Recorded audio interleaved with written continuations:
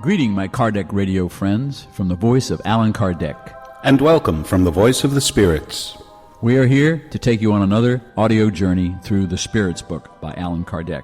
Today's travels will take us through Progressive Transmigration, covering questions 189 to 196. Enjoy. Question 189. From the time it is first formed, does the spirit enjoy the fullness of its facilities? No, like a human being, a spirit has its infancy. When they first come into being, spirits have no more than an instinctive existence, possessing only the consciousness of themselves and their actions. Their intelligence only develops little by little. Question 190. What is the state of the soul during its first incarnation? It resembles the state of infancy in corporeal life. Its intelligence is only beginning to unfold. It tries its hand at life. Question 191. Are the souls of our primitives in a state of spiritual infancy? It is a relative infancy, since they are already developed souls endowed with passions. Sub-question 191. So do passions indicate development? Development, yes, but not perfection. They are a sign of activity and an awareness of the self. In the very young soul, intelligence and life exist only in a seed-like state. Author's remarks for question 191. The life of spirits as a whole follows the same phases as corporeal life. A spirit passes gradually from the embryonic state to that of childhood. Over a succession of periods, it arrives at the adult state, which is that of perfection, but with the difference that there is no decline or decrepitude as in corporeal life. Even though its life had a beginning, it will have no end, and from our point of view, it needs an enormous amount of time to pass from spirit infancy to complete development. Furthermore, its progress does not all occur on one globe only, but on several. The life of the spirit is thus comprised of a series of corporeal existences, each providing an opportunity for progress in the same way that each corporeal existence is comprised of a series of days, over which the individual acquires greater experience and knowledge. Nevertheless, just as in human life there are fruitless days, likewise in the life of a spirit there are corporeal existences that yield no improvement because it did not know how to live them productively. Question 192. Through perfect conduct in this life, can we hurdle all the degrees and become pure spirits without having passed through the intermediate ones? No, because what humans imagine as perfection is actually very far from it. There are qualities they neither know about nor comprehend. They may be as perfect as their nature permits, but it is not absolute perfection. It is like certain children who, no matter how precocious they may be, must still pass through youth before arriving at maturity, or ailing individuals who must go through convalescence before recovering their health. Furthermore, spirits must advance in knowledge as well as in morality. And if they have progressed in one sense only, they will have to do so in the other in order to reach the top of the ladder. Nevertheless, the more individuals advance in their present life, the shorter and less painful their subsequent trials will be. Sub-question 192. Can humans in this life at least assure themselves of a less bitter future existence? Yes, of course. They can reduce the length and difficulties of the path. Only the negligent remain at a standstill. Question 193.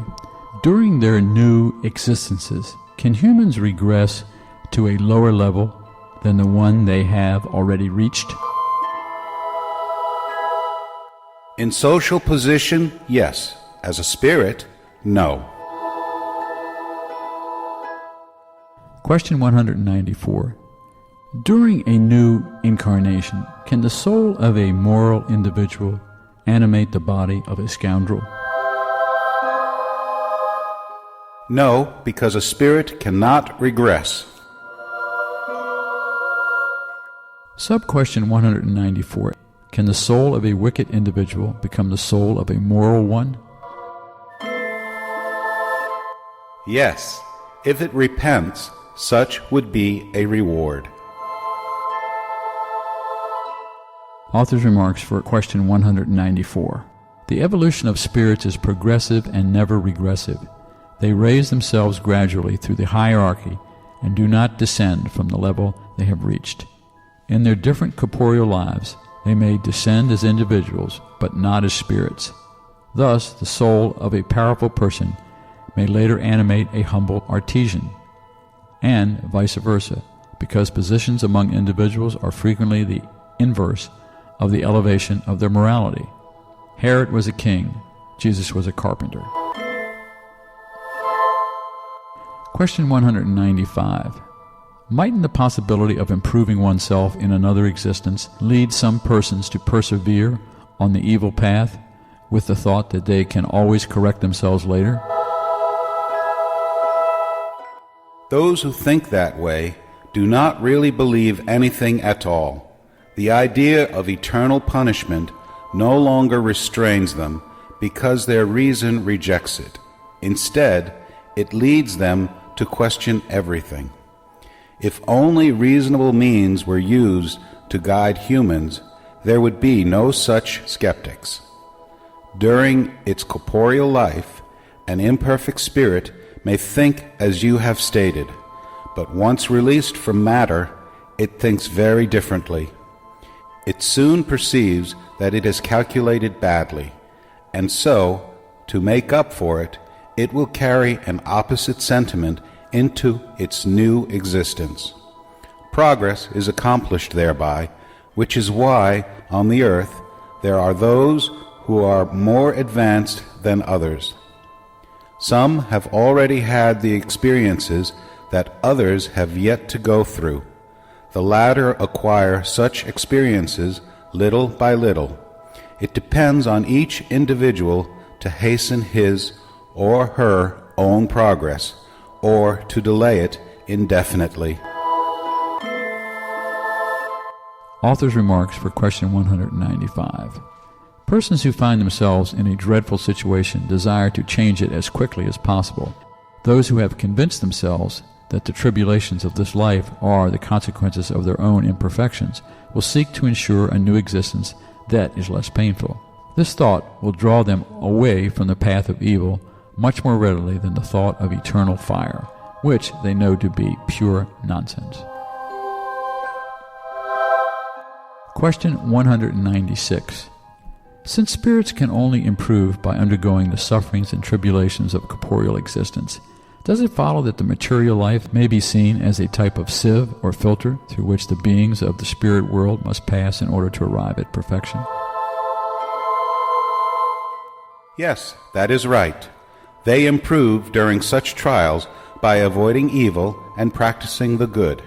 However, it is only after many incarnations and successive purifications, and after a longer or shorter lapse of time, that, according to their own efforts, they reach the goal meant for them.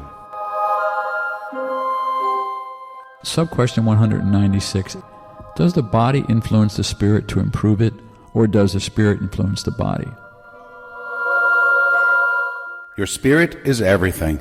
Your body is a garment that rots. That is all. Author's remarks for question 196.